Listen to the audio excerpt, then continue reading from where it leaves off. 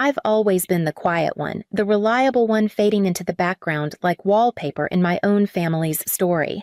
Teaching history in Fort Collins fills my days grading papers, sipping lukewarm coffee, listening to teenagers argue over dates and names. I love the routine the way it holds me steady, but deep down I've wondered if I'm more than just good old Cammy.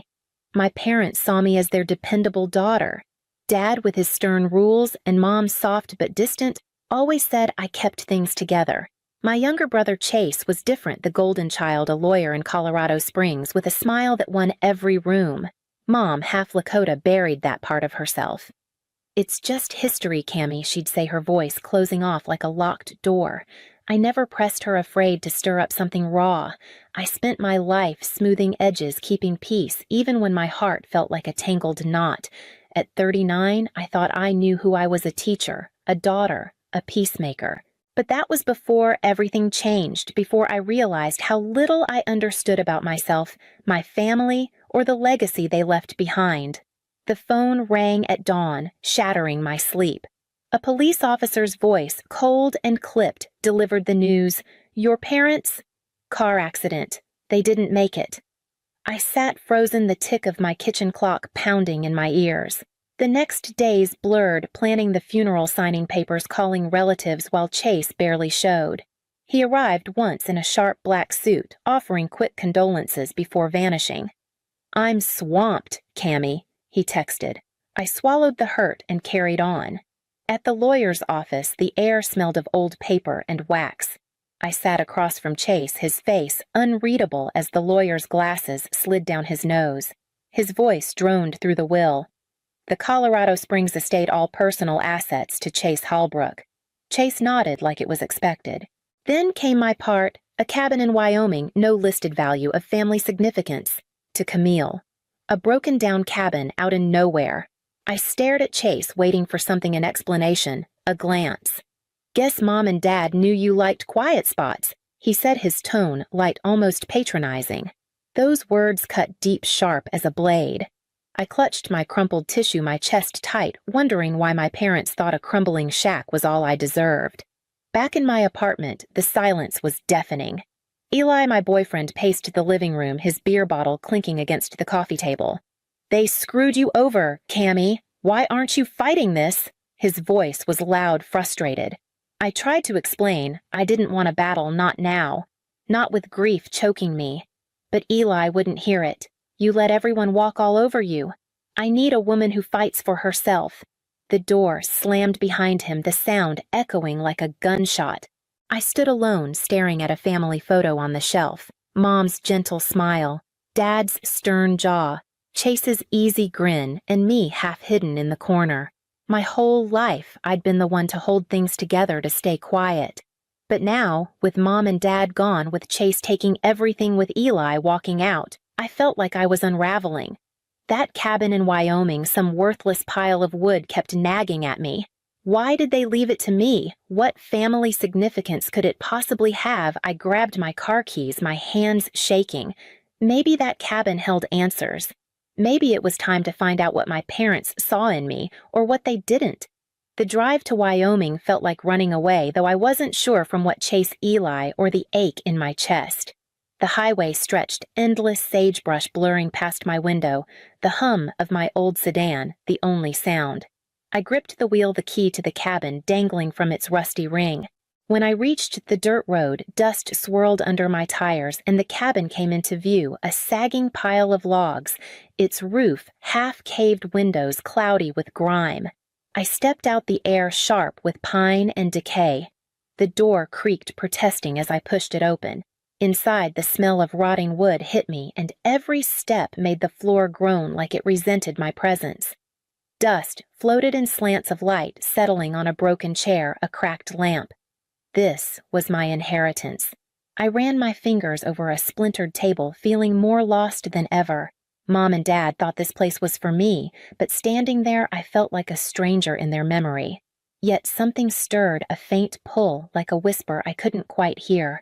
I sank onto the floor, my parents' faces flashing in my mind, their voices silent. This cabin was all I had left of them. I had to know why.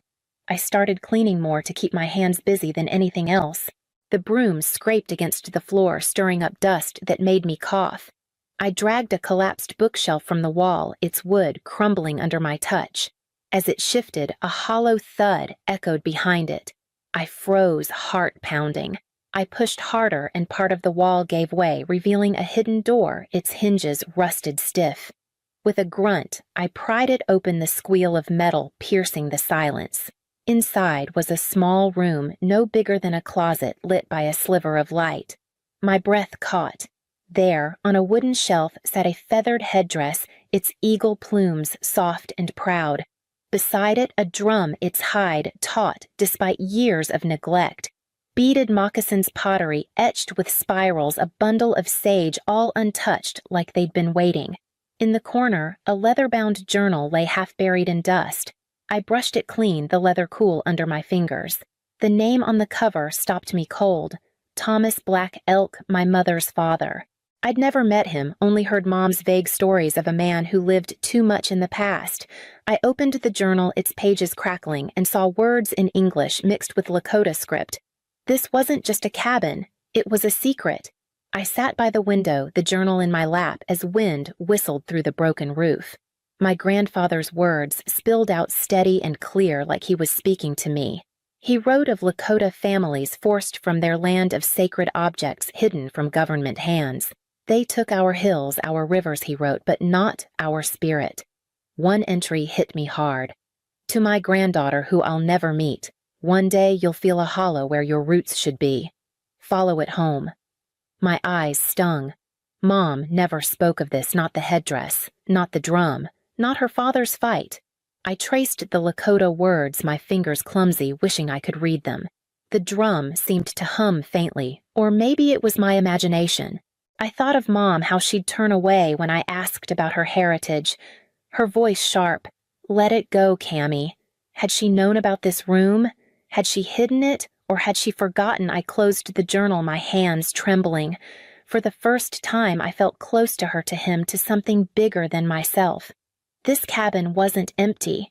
It held my family's past, a past I was only beginning to understand. The cabin's silence felt heavier after I found the hidden room. I couldn't stop touching the journal, its leather worn soft under my fingers. I needed answers, so I called Dr. Marlene Eagleton, a Lakota historian at the University of Wyoming. Her voice crackled through the phone, warm but sharp, as I described the headdress, the drum, the pottery. She arrived the next day, her silver braid glinting in the sunlight. She stepped into the hidden room, her boots thudding softly on the creaky floor, and gasped. Camille, she said, her eyes wide, these are sacred. The beadwork, the eagle feathers, they're not just artifacts, they're our history. She ran her fingers over the drummet's hide, whispering under her touch.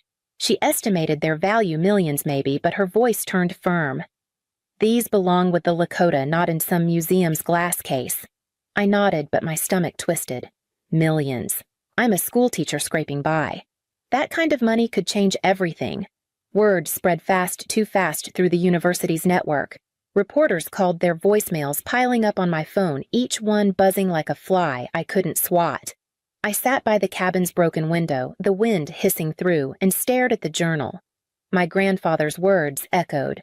Follow it home. But what was home? I wasn't sure anymore. The crunch of tires on gravel snapped me out of my thoughts. Chase's sleek black SUV pulled up, gleaming against the cabin's decay. He stepped out his polished shoes, absurd on the dirt path, and knocked sharply on the door. I opened it, the hinges squealing, and he flashed his lawyer smile. Cammy heard you found some old junk. His voice was smooth, but it grated. He stepped inside, eyeing the hidden room's entrance. Let's make this easy, he said, leaning against the splintered table. I'll trade you the Colorado estate for this place and whatever's in it. You're a teacher, not a historian. You don't need this. My hands clenched. The estate, Mom and Dad's house full of memories, was tempting. Chase kept talking, his words sharp as glass. Come on, you're not cut out for this. Let me handle it. I thought of his big house, his easy life, and how he'd always gotten the best of everything. The drum in the hidden room seemed to hum faintly, or maybe it was my pulse. I wanted to scream at him to tell him he didn't understand, but my throat tightened and I just stood there, the floor creaking under me. Chase left with a smirk, his engine roaring as he drove off. I sank to the floor, the journal in my lap, feeling smaller than ever. That night, the cabin felt like it was closing in. I paced, my footsteps echoing on the warped boards. I picked up my phone, my thumb hovering over Eli's number. Maybe he was right. Maybe I was too weak to fight for myself. I dialed, his voice rough when he answered. "Cammy, you okay?" I mumbled about the artifacts, the money, the cabin. He softened, hinting we could start over if I sold it all. I hung up, my heart racing. Then I found a museum curator's card in my email left from a reporter's tip. I held it, the paper crisp, promising a life without debt, without struggle. I could sell the headdress, the drum, walk away. My grandfather's journal lay open on the table, its pages fluttering in the draft. I read an entry during the relocation era he'd refused gold for those same sacred drums. "They're not ours to sell," he wrote. "They're our soul." My hands shook. I lit a match, the flame hissing, and watched the curator's card burn, its edges curling black. The smoke stung my eyes, but I felt lighter. I called Dr. Marlene instead, my voice steady for the first time. "I want to protect this," I said, "not profit from it." The cabin's silence felt different now, like it was listening, approving. After I burned that curator's card, the cabin felt alive, like it was breathing with me. I sat with Dr. Marlene under the sagging porch, the air thick with sage she'd brought. Her boots scuffed the dirt as she listened to my idea, turning the cabin into a Lakota cultural retreat center, a place for language classes, beadwork, healing stories. "It's bold," she said, her silver braid catching the light, "but it's right." We drove to meet elders Rose White Deer and Thomas Redhawk at a community hall, its walls humming with voices. Rose, her hands gnarled like tree roots, took mine, her eyes deep and kind. "This is what your grandfather wanted," she said, nodding at the journal I carried. Thomas, his voice low, offered to teach drum making.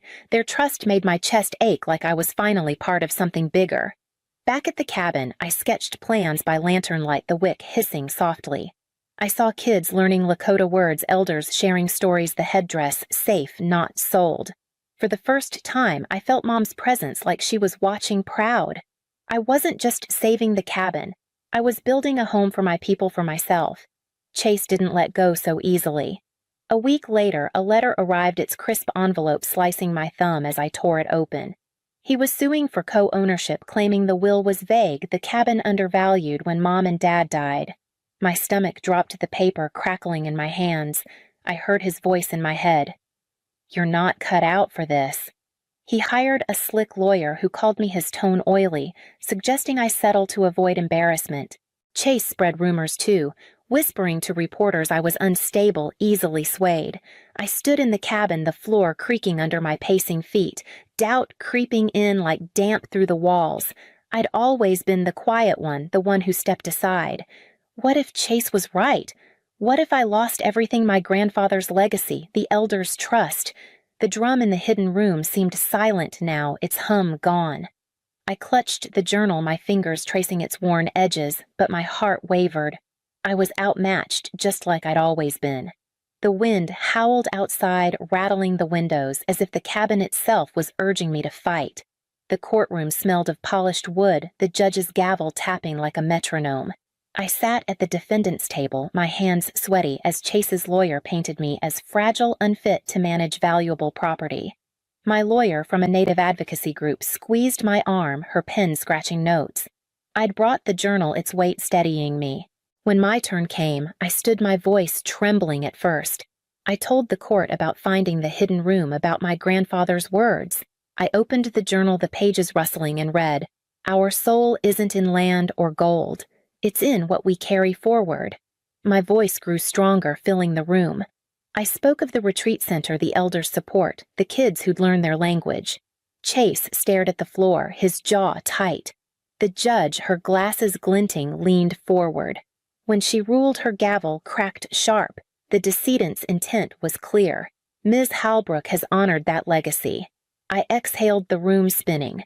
Outside, the air was crisp, the sky wide. I held the journal to my chest, feeling my grandfather's strength, my mother's quiet love. I'd found my voice, and no one, not chase, not doubt, could take it away. The cabin transformed before my eyes, its broken bones mended by community hands. The Hallbrook Cultural Retreat opened on a crisp spring day, the air alive with laughter and sage smoke. Volunteers had rebuilt the roof, its new shingles gleaming, while the floorboards, sanded smooth, no longer groaned. Inside, Rose-White Deer taught beadwork, her needle clicking as kids threaded red and black beads. Thomas Redhawk's drum-making class filled the air with soft thuds, each beat like a heartbeat. I walked through the scent of cedar strong, watching elders share Lakota stories, their voices weaving history into the present. A young boy practicing hello in Lakota grinned at me, his tongue tripping over the syllables. I clutched my grandfather's journal, its leather warm in my hands, feeling Mom's quiet pride, her half-Lakota heart finally at rest. This wasn't just a cabin anymore. It was a home for our language, our healing, our people.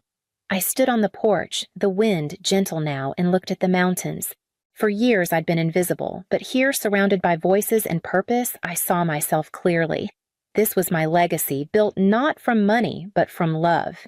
Eli showed up one afternoon, his truck rumbling into the retreat's lot. He leaned against the door, his boots scuffing the gravel, and smiled like nothing had changed. "This place is incredible, Cammy," he said, his voice soft. He hinted at a fresh start, his eyes searching mine. I remembered his words, how he'd wanted a woman who fought. I looked at the cabin, its windows glowing with lamplight, and felt no pull to go back. "Eli," I said, my voice steady, I didn't lose myself. "I found me. You wanted someone else." His smile faded, but he nodded, the gravel crunching as he walked away. I watched his truck disappear, the dust settling. Letting him go felt like shedding an old skin light and final. I turned back to the retreat, the sound of children's laughter spilling out, and knew I was exactly where I belonged. The naming ceremony came at dusk, the sky streaked with pink. A fire crackled in the circle, its sparks dancing upward. Rose-White Deer stood, her shawl rustling, and called me forward. The drumbeat pulsed low and steady as she spoke. "You've returned to us," she said, "Wiakathepi, she who returns to the house." The name settled over me like a warm blanket. I faced the crowd, elders, kids, Marlene, and spoke, my voice clear. I thought I was invisible, but I just hadn't been seen by my own eyes. The fire hissed the stars bright above. I felt my grandfather's hand, my mother's smile guiding me home. A young Lakota girl approached me at the retreat, her small hands clutching a drawing. The paper crinkled as she handed it over, a sketch of the cabin under a glowing moon, its windows bright. "My grandma says we can come here to remember," she said, her voice soft but clear. I knelt the grass cool beneath me and saw my reflection in her dark eyes. The retreat hummed behind us, voices weaving Lakota words, laughter rising like smoke. I tucked the drawing into my pocket, its edges soft against my fingers. This place, once broken, now held our stories, our future. I wasn't invisible anymore. That night, I sat by the fire, its crackle filling the quiet. I opened my grandfather's journal, the leather warm, and read the final page. "You found the key," he wrote, "not to the door, but to yourself." The words sank deep like roots. The firelight danced on the cabin walls, now strong whole.